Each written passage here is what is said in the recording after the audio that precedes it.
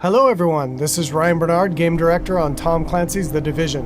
And today we're very excited to give you this exclusive walkthrough where we're going to follow a team of 3 players as they move through the Dark Zone. So here we have our group of 3 agents, Ryan, Megan, and Bronson, and we're going to be following them as they enter this very dangerous area in search of some awesome loot. Ryan is set up as the healer for the group, so he's got support skills loaded with Pulse and Healing Grenade. Megan is DPS, so she's got the Seeker Mine and Sticky Bomb loaded up. And Bronson's going to be taking the brunt of the punishment, so he's got Pulse as well and the turret, so he can keep the attention of the enemies during firefights. After the virus broke out, the Dark Zone was originally set up as a quarantine zone in the middle of Manhattan to contain the sick, but things rapidly went out of control, and there was a massive blackout and the military had to evacuate. They had to leave their most powerful gear and weapons inside the Dark Zone. So this loot is extremely valuable to you as a player. But this also means that it's the most dangerous place in the game. This loot attracts a lot of attention, including other real players. The Dark Zone is a multiplayer gameplay space in our world, which you can seamlessly enter without any loading screens. Outside of the Dark Zone, you can play in teams of up to 4, but once inside, you can decide to collaborate with other agents or betray them, kill them, and take their loot.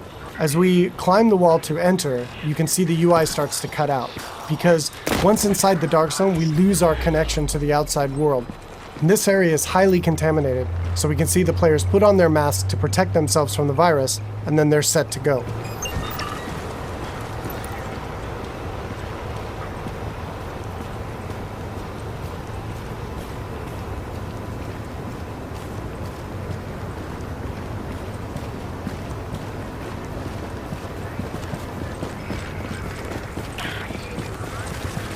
Okay, now we see our group is coming up on some enemies up ahead. As we get closer, we can see that these are actually part of the Rikers faction. And this is a group of convicts which, after the virus broke out, escaped the prison and have flooded into Manhattan to take advantage of the chaos. Here we can see Megan does a pulse, which gives the group information about what enemy types and levels that they'll be facing. And then we can engage. As you can see here, Bronson's going to go up right on top of him and take point, so he can take the attention of the enemies and draw aggro, and we can support him from behind with healing grenades, as you saw there, and covering fire. Using covers in the divisions is really important. You're going to be seeing the agents here as they move around flanking the different enemies, moving cover to cover, using height elevation to their advantage, and really trying to make sure that you're not exposed at any time, because when you're out of cover, you take a lot of damage from enemies. And it looks like we've only got a couple Rikers left here, and Bronson is really taking his role to heart and pushing right up into their face. And they've cleared him out. And here you can see Bronson's actually been a little bit too hardcore on this, and he's in what we call the down state. So since they're playing in a group, Ryan can head over and actually revive him so he doesn't die and need to respawn and run back to his group, and he can get right back into the action. And here we can see that Ryan's actually found a loot crate. And he's gotten extremely lucky and has gotten a legendary drop. But as we can see, it's actually contaminated. All gear and weapons in the Dark Zone are contaminated, and they need to be extracted before they can be actually equipped by the players or agents in the game. So in order to do that, our group is going to move to a nearby extraction point in Bryant Park.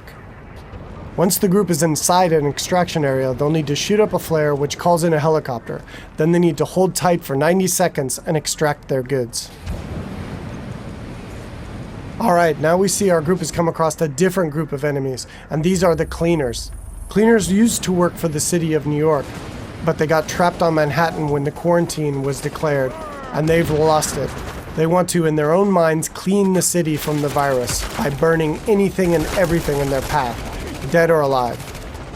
And this group of Cleaners is actually a tougher group of what we call elites in the game. They have much higher health pools and much higher damage output.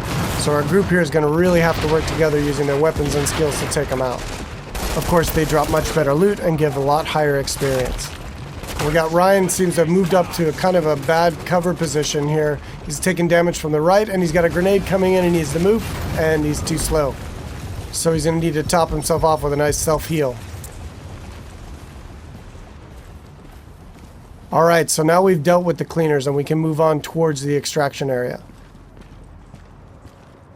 But it looks like our group is not alone, and another group of players is in the same extraction area.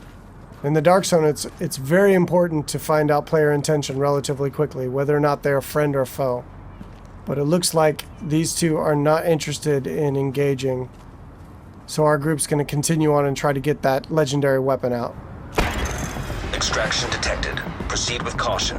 Another team of agents has actually started an extraction, and our group is going to move to investigate.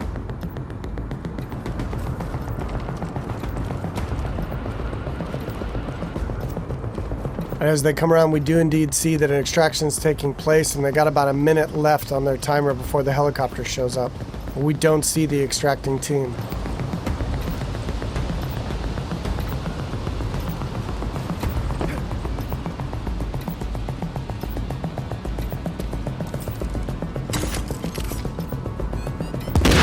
Oh, here we see that the extracting team actually got the jump on our group, and Bronson's been quickly down, and since they engaged on us, they have now been flagged as rogue, which puts a big bounty on their back for a certain period of time. Luckily, Bronson was able to make it back to our group, and we were able to quickly revive him and get him back up into the fight. And now we've got some PvP chaos happening.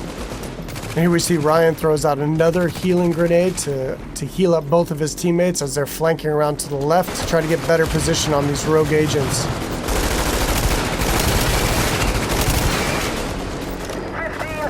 Alright, we see Megan's going to throw out another pulse, which really gives us good positioning on their locations. And here we can see another downside to going rogue in the dark zone. They have attracted another group of players, which is helping us take down this rogue group. And there we go. And of course, when you die in the dark zone, you drop any contaminated gear that you're currently carrying.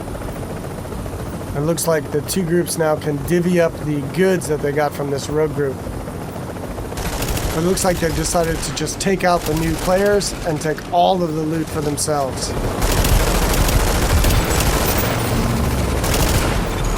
You're attacking friendly forces. Rogue protocol initiated.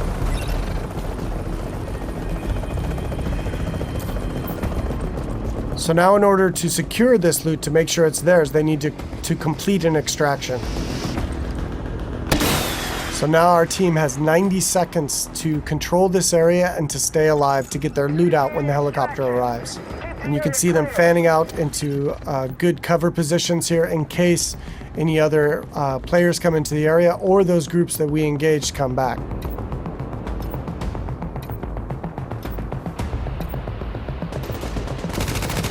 Which it looks like indeed they do. But now we're set up in really good positions here to be able to take them out.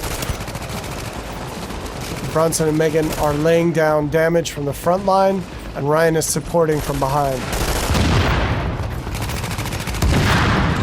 And again, it's really important in the game to make sure that you're always in cover whenever possible, and that you're not being flanked by any enemies. Here we see Ryan tossing a healing grenade as he runs past Bronson there. And they're going to focus on these two players here. 30 seconds to extraction. Straight in front of them. Now they got 30 seconds left to stay alive and control the area.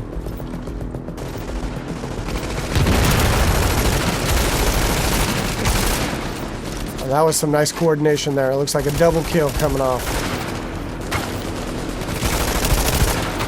All right, and they dealt with the other group yet again, and now the helicopters arrived, so they were able to survive and be able to get their loot out.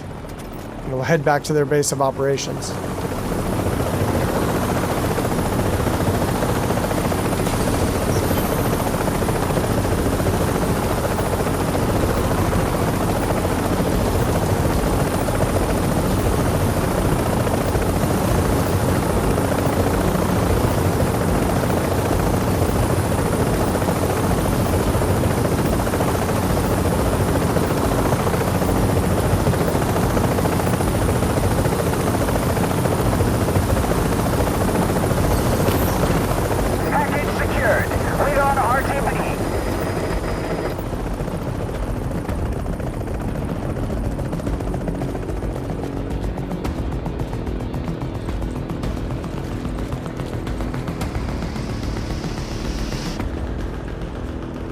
Now we can see the group is still flagged as rogue, and they're a very juicy target for other agents in the area. So they really should leave this area quickly and decide where to head out to next.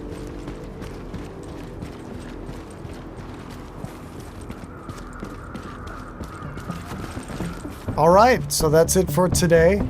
I hope you enjoyed a little glimpse into the gameplay inside the dark zone of Tom Clancy's The Division.